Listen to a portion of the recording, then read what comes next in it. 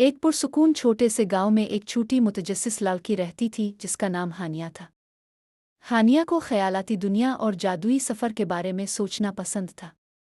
एक सुहानी रात जब वो अपने कमरे की खिड़की से आसमान पर तारे देख रही थी, इसने देखा कि एक तारा दूसरे तारों से आज बहुत ज़्यादा चमक रहा है। अचानक इसने देखा कि वो तारा सम्मान से टूटकर उसके बागीचे में उतरा है। वो भागकर इस तारे के पास गए। वहाँ इसकी मुलाकात एक सुनहरी तारों की परी से हुई। हमारी मदद करो, हमारा सैयारा खतरे में है। तारों का बाग अपनी चमक खो रहा है। दिल का फूल मुरझा रहा है, सिर्फ एक रहमदिल इंसान ही इसे बचा सकता है। हानिया ने सोचा और हामी भर ली।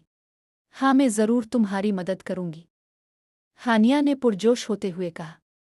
तारे की रूह ने हाथ हिलाया और चांदी की धूल की लहर हानिया को ऊपर आसमान में ले उड़ी।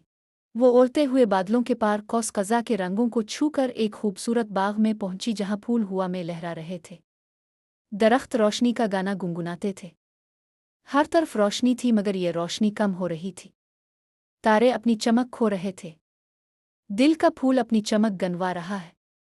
रूह ने बताया, इसे दोबारा खिलने के लिए रहमदिली की ज़रूरत है। हानिया ने कुछ लम्हे सोचा और फिर वो दिल के पौधे के आगे बैठ गए। इसने अपनी ज़िंदगी में रहमदिली के वाक़यात गाने की सूरत फूल को सुनाए।